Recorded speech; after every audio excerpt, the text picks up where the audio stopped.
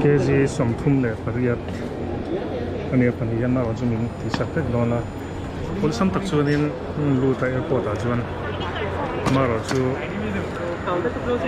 Bangalore app Calcutta app chi sang sang alo mani boi thla khop nei chun chu ka nei thawa maro chu han check thale ka kalna la lu tu bok ne boi thla na ngai a to pa so pa ya son min boi pui ma ka ni we will see.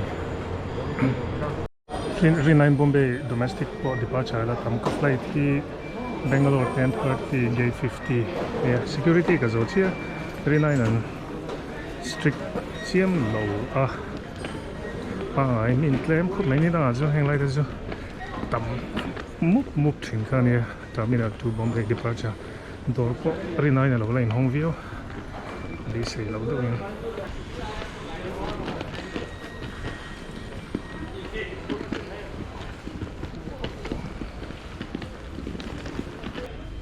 khop này có dùng lâu rồi này đồ chút lạnh chiều in đã không phải cái chút thể lâu in đồ ngọc tu hộp ăn muối rồi này này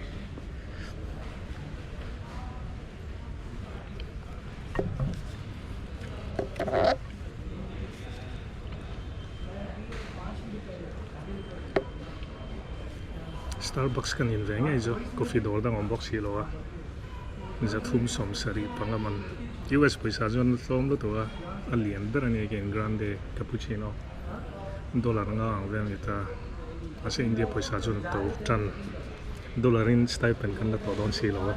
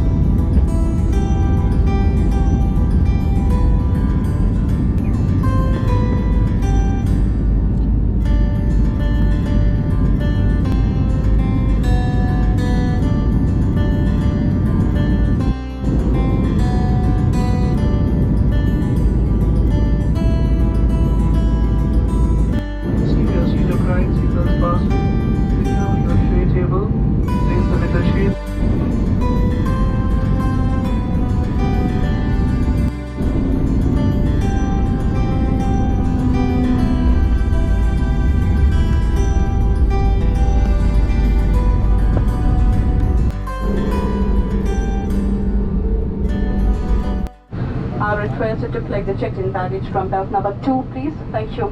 Din kom med ett sätt om man vill om någon länge sen då. Det är så klart.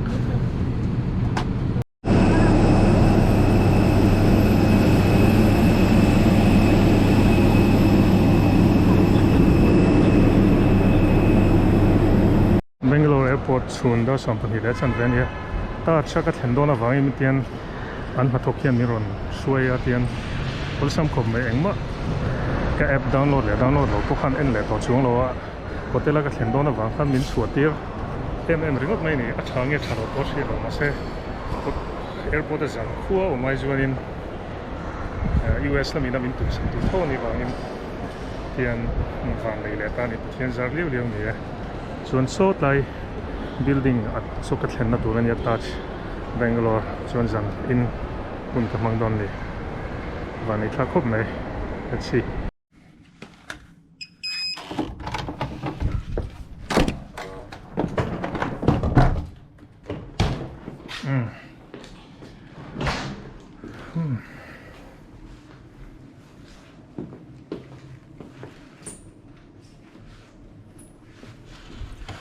wow airport runway view kadila Bombay touch Bangalore airport bula chi vani thak takin engtin tin moni zanin chu Bangalore airport a zan khua tlai waranga yang ka tilain achan chu nak tu ka flight ka jingda riat le ti chu ni Calcutta ka maro chu tin tin moni hotel train chuak thei hlau mani thla khop mai chuanin so thlona air asia thlok don chi le ngala lang phang emaw ina tiver nuam thadon ne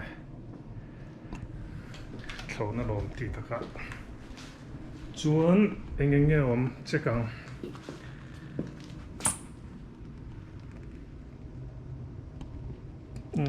no fair.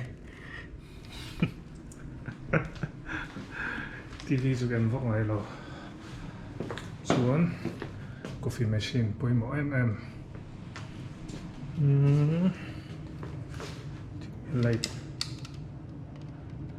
light hinting on dan. Wait, lai kala thun lo wang ni thun do kerti ngai lo.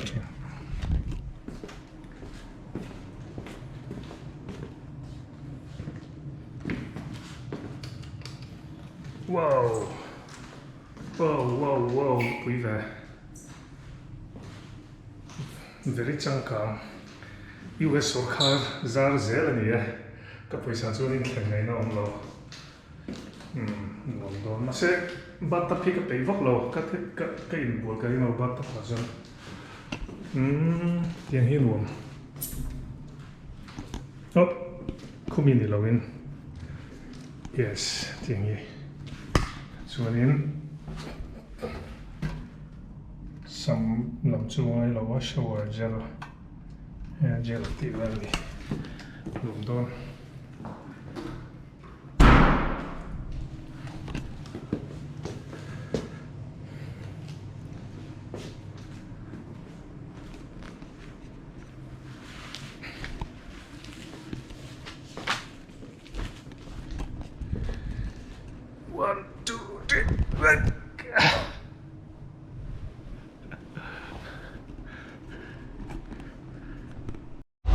Touch Bangalore. So no doubt we land in Sompa airport. As I'm going to Taiwan, to be that line.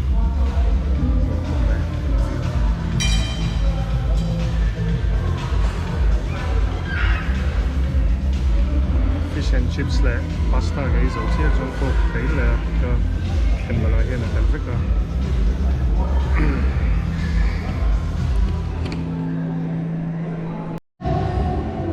Chain al khum mai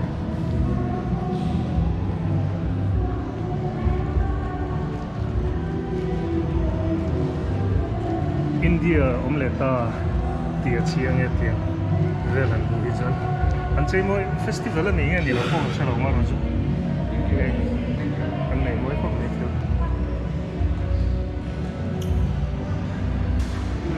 jan tian lu chi henin tu a jonin okay, menu hi anti to chi lo wa par scan ang aya ta hian chon chumi je chuan ei tu du ho khan lam nei ta chuan hand sanitizer hi ta hian tiang ti thei ba ra ju ti ve chiam lo moi thank you so much. Yeah, I had excellent food. Yeah.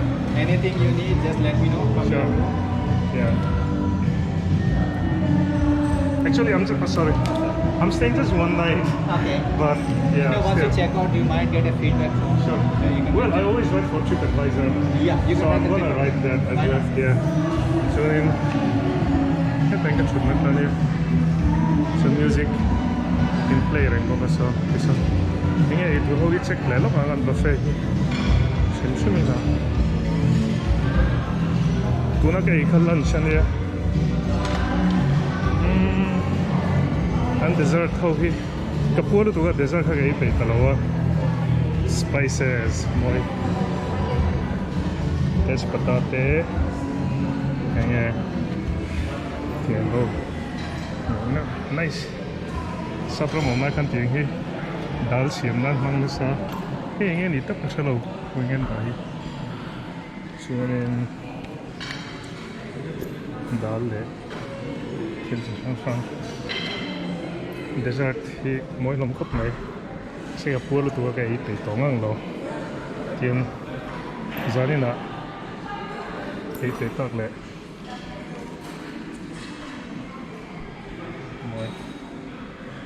Moi desert is en le matar to yo.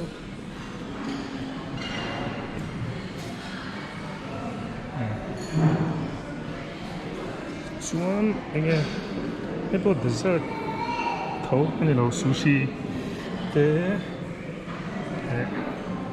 chi chang chang salami te ani ya.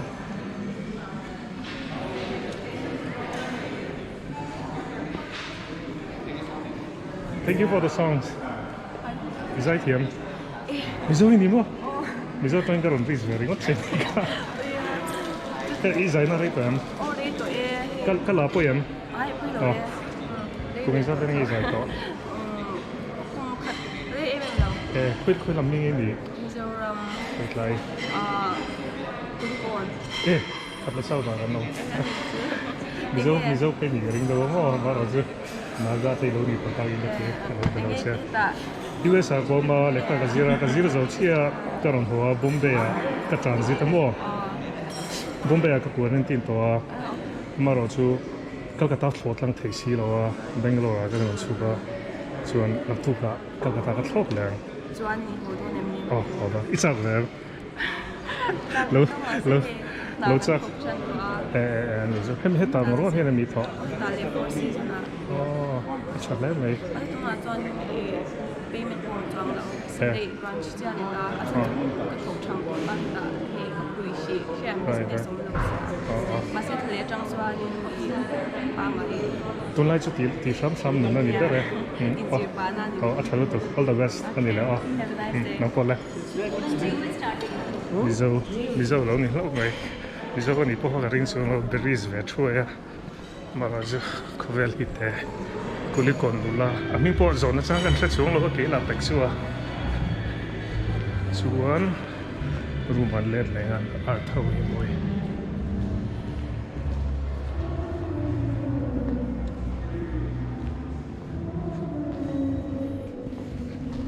Ipu mai. Puat pateng pong.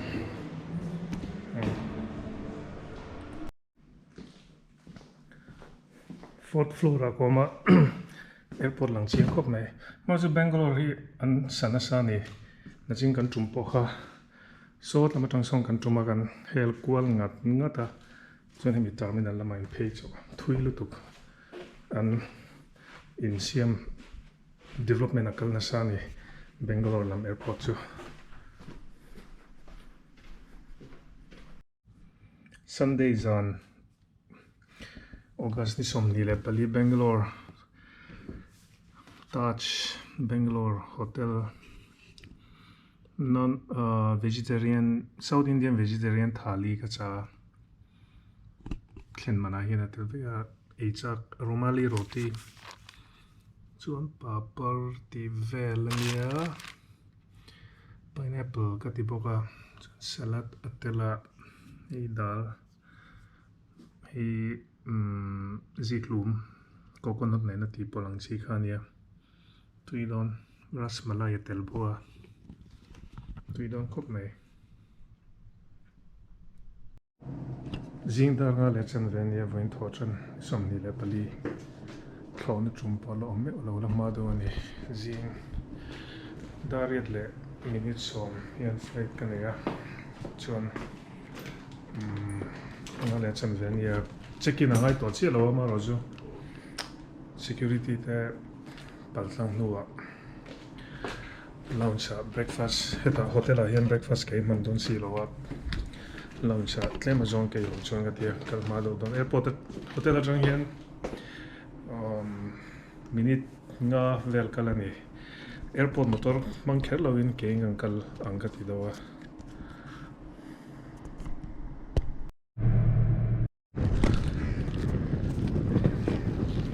Đấy khúc mấy parking po low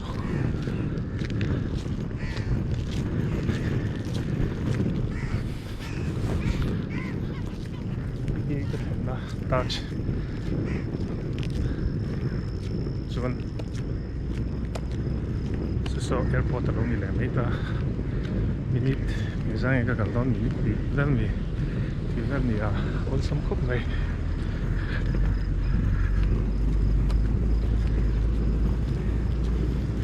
sur do sep sepa khuan wam temperature in za ven nge ni 25 vel so ni garing kal zelang Bangalore airport at 5:30 a.m. in the morning tilani re khop mai ke ma chi thon na chuang tur te chu kan em lo chu ma checking Valentine tak ni mo mi chu tam le si intlar na lai chu chuan heta hian body scan nan nei ka sia body scan yan ti don ni let's see how it goes okay thank you chuanin body scan kan zoa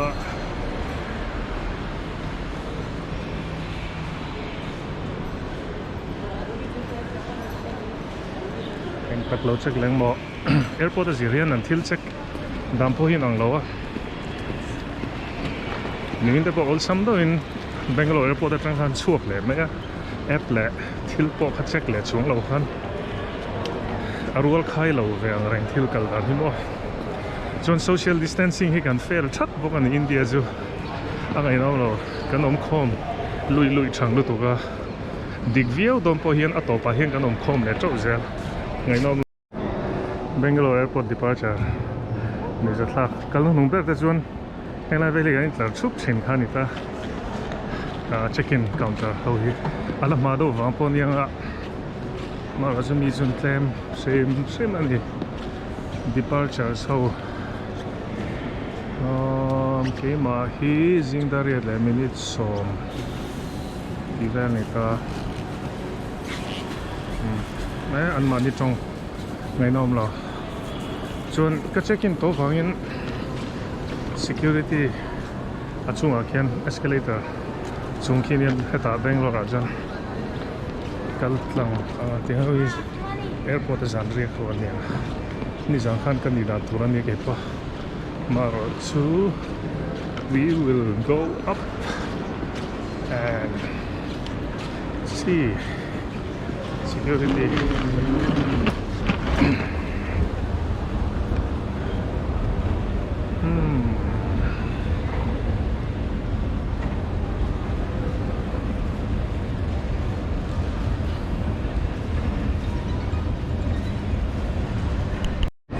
ko vel ramzau hian kan thil advertise le thil zot po dang dai ta maste le model point mela lang thei ta lo taksa po lang thei ta lo ti ven ye zinka Bangalore departure ala tam khop mai zingda riat le minute som Calcutta AI 776 anoi da ni ke ma gate 17 ani security aga tang rei do ka beka camera le enge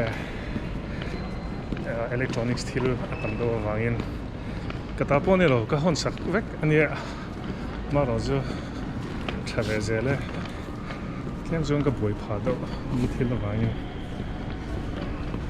all good heng level po min tlem le mai kitla achung lounge ki ka kaltum na ni so ni ra zo heng level hin muk khat mur ching khan ni asen min claim ta do point hong kim lu tuk lo lawn cha hen kal kan tum do na nge an dan let's see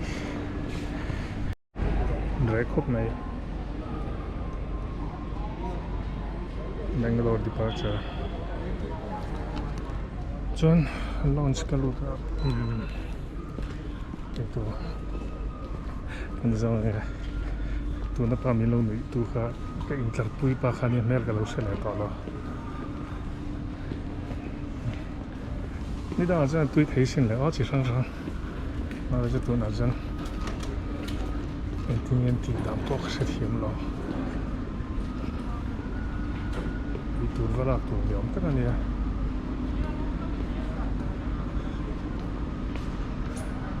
hello good morning. So we have a buffet, something like that? No. And package food, nothing like that? Yeah, you order from here only. Actually, buffet is closed. Yes. Now you go and order some food here. After Oh, right. Okay, thank you.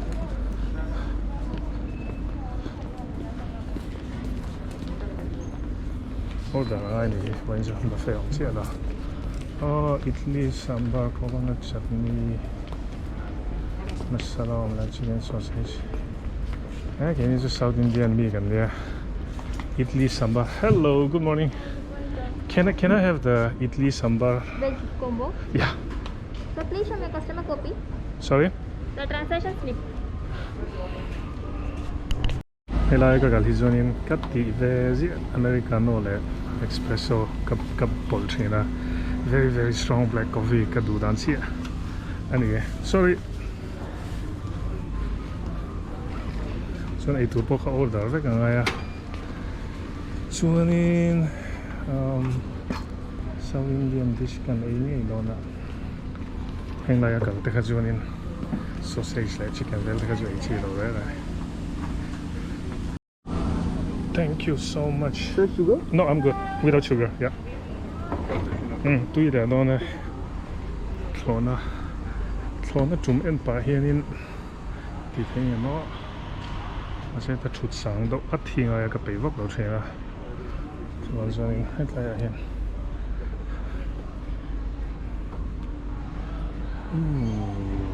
Thona có là tầm lung nền thấp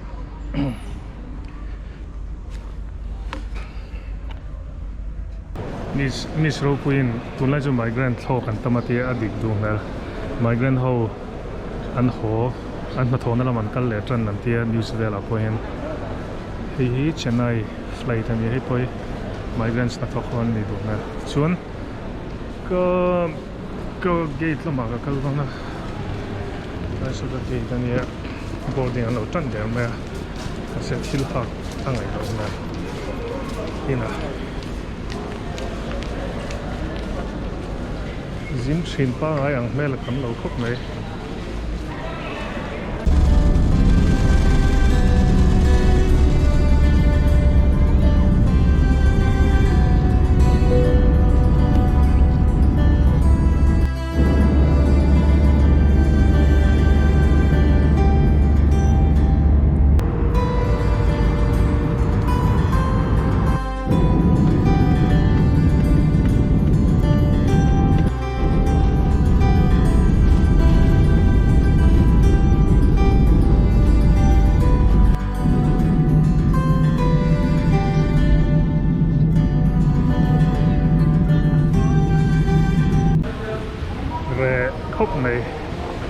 Tiếng em mà thấy sự là hnuah lo back in my favorite city, Calcutta.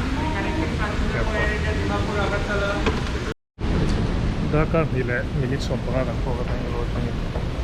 Ka back in minute tangin Bombay tangan bukhania zakhat Bangalore airport hari ta transfer ve em ang chumo. Calcutta chu pa ngai back kan la chuat top eng ma se kom lo. Tuan Uber terbuka naik dengan memang orang ini mission train vedok pun so good to be back in Calcutta, my favorite city in India. Yeah, Aizawl sing trip ang dela kain ngai kai ko hija chundal so khat wap ruam le chan hale me chon Uber ni ko sunai Calcutta Hyatt Regency room number 536. Hey po US so car vang cái thing thầy liêu rằng này cái đó này bắt tập khi đang đợi khóc mấy rụt sụp đau lết ngay chuan cái chia lấy thầy alo mấy Calcutta Airlines chuan tiền thầy cái nào phát tên anh đồ này đó thì chỉ sang ổn luôn sure cái thì về chúng mình phải ngay lâu chuan sa bun te lại yeah fel fly bathroom hi tha thei hi ka tia chuat hnuah hi om ve lo tlam poi hotel ani wang lo pon sapram a te poi an bathroom trim hi chuat hnuah turang hi om ve lo tlam poi puysa da thatna tur ma ro chu da that tur ta me mai da lo mang double bed ania chuan TV le ketli oma coffee le thingpui fe han tia thingpui sim to ni chu zoga chuan tui hi bottle li an lo da nitin bottle li an lo da dong ka sia chuan eng hetlai mi hi mask le wipe vel an lo da ve thluk bok nikum tuna hun vel hian kan thiante ardia le an ardi te chung kha kerin te le an fa te kha nikum khan heta hengang chianga hian an thleng he a hian lian hretem o nikum an thlen na kha ardi te in lo en chuan a view lam hi nice Calcutta chu a beng chen ngain a boi ngain a lo la boi mup mai high regency Salt Lake Stadium bulchiam mi khaniat kalpel viau thin kha ma ro chu Pathian zara ten US sarkar zara te pon yan chu thleng ta ni ka hotel package a hianin a tour breakfast le dinner tel boka Hyatt Regency Calcutta Salt Lake lunch tui dong khop mai chicken sweet corn hi chu lo thei lo titel ngi nge chu ne eng chicken nge ka hrelowa hei po eng chicken nge ka hrelowa hei cheesecake moi tui dong bread ania pineapple ne tui dong khop mai vanei thlak thin ma nge ruat sor char mai Calcutta po Lumen thlap thin yes hi chuan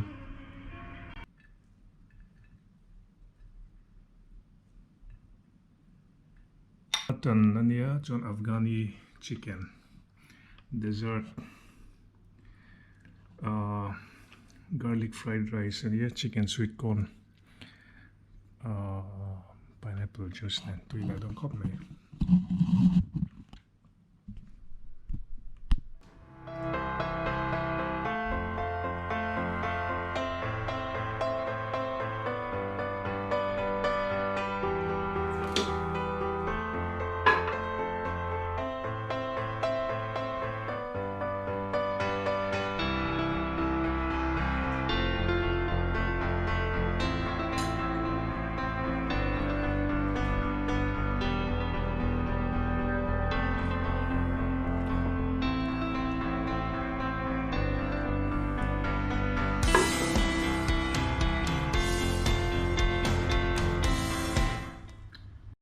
a voi eng zana nge ni ta o kein pek le tur hi voi zana nge po ka se to lo pek ngun lu tuk to a top nan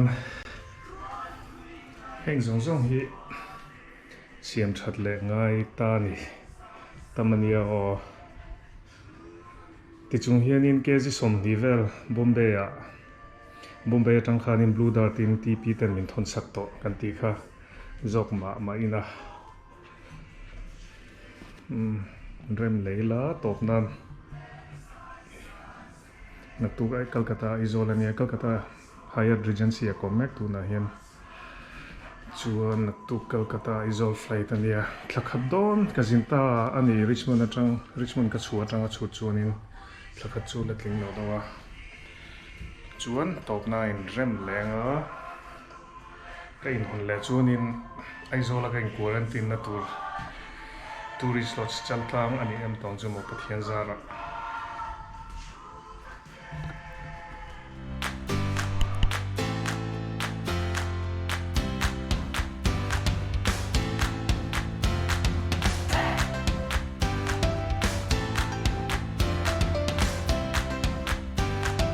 ti kan tian zo vele mai pani hi check-in lenga chuan mi pani ka cabin baggage lenga e bang chu pek angai to em lo chu mo ni som ni paruk jing da sar mi som pangani hotel voing zana nge ni ta pathum palina van ni ta ka hotira train Richmond train zoan lom khop mai high regency ka boi ka thlenna ni Salt Lake a building ki adang dai ni o ki tlai achung ber ki kom na ni chuan view pawh swimming pool te pawh nei thlap nei tha tu chuan Calcutta chu hei bag pawh luggage vel pawh an khawih hre lo ta ni an buan tia in ken sak dawna min hlan sak dawna Bombay a le kha chuan an khawih du ni lo kha ni ta hotel a zirin an dan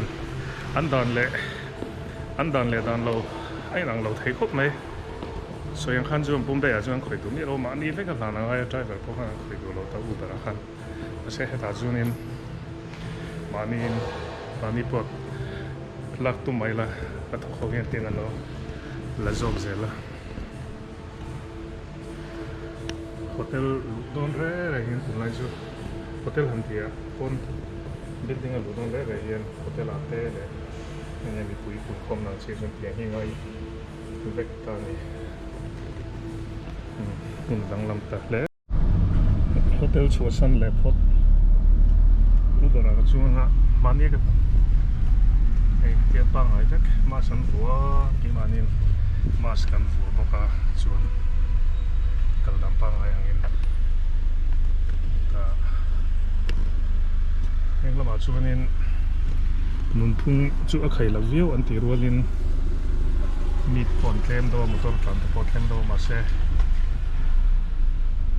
virus ne na chen ho an zir na sani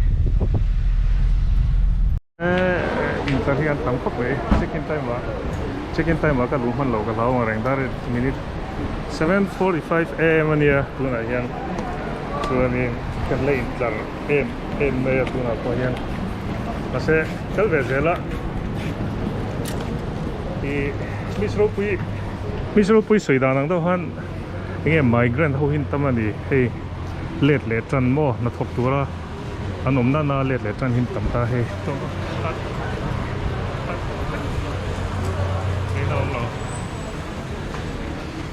ase so lu de trap turanga ya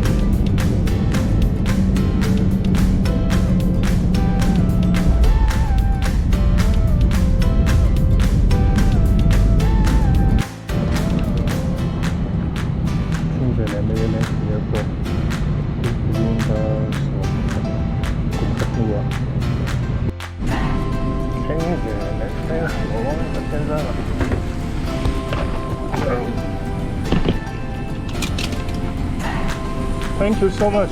Yeah, have a good day. Bye-bye. Thank you.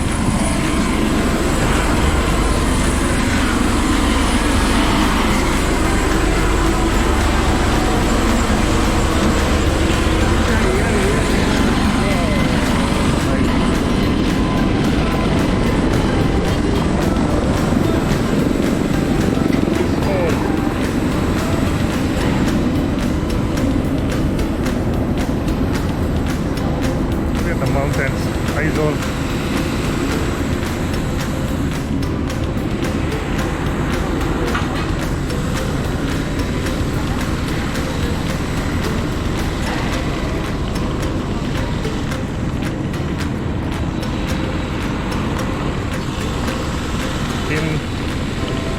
Tin tak min lo boi pui ang wak ke ta on top mai Calcutta tang khan Kerala on pui thin taki MD PMR zo chi a chuan Cromwell kha Kerala tang in MD medicine zo chi an pathumin ka ron kal ho chuan kal chho let's see how it goes testing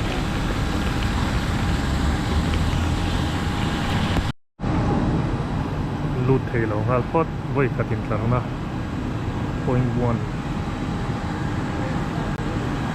sing moi temperature 31 degrees rel ne inter voi khatna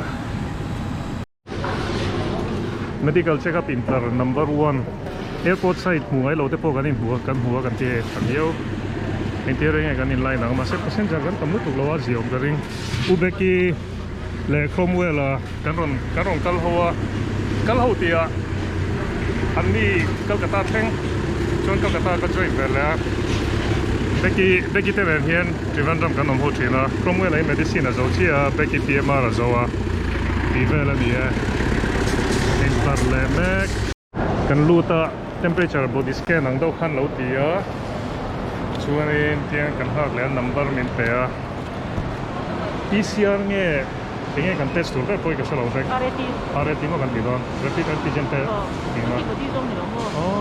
antibody nge antigen ka sa thiam lo chung ver chuan ti le don ni let's see chu bekite anin dalu dona ke pokain dalu jo mania inti ve nga har ding thu ma nga zalo ni zo ti ni zo tourist ko sa kan tlang thei dona mania in lan ve ka ke pokain hang zo ve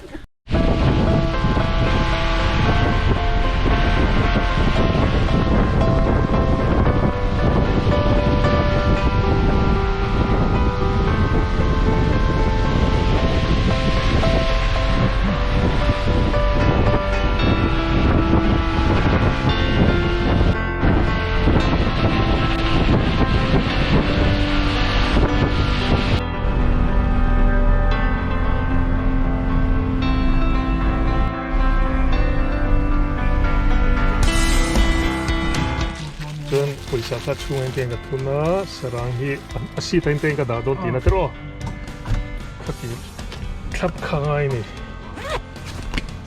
chuan tu is los ka thenga is opli kual bomle to ai ai back ila dammo back in the bottom ka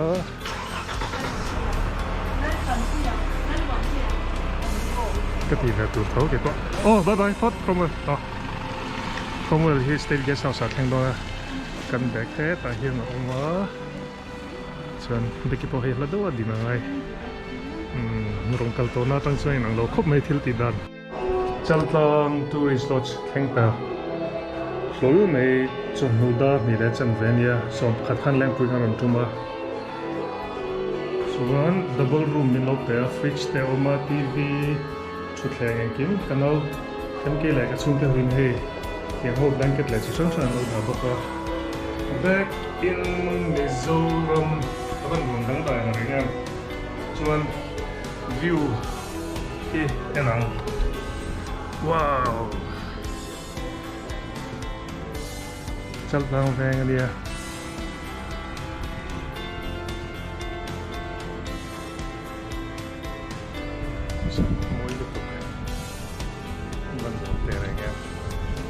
home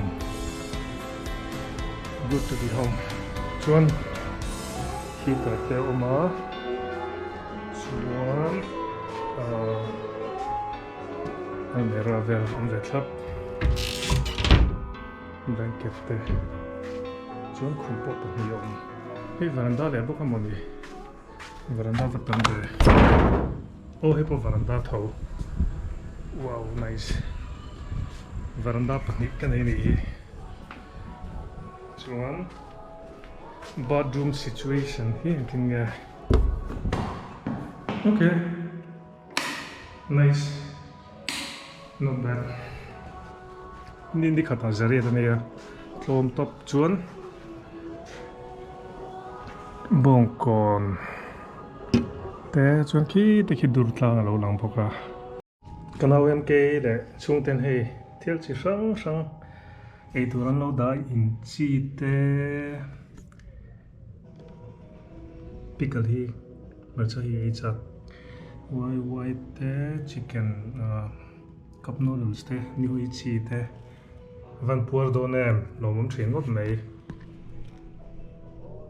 lo mom me Pathian zara thakhat don ka zin hnuah Aizawl chu ka thleng ve ta hram e Pathian min kaihhruaina le min awmpuina zawng rom tu soi tur ka tam te rang ya so good to be home Aizawl Mizoram Pathian zara dam takin ka thleng e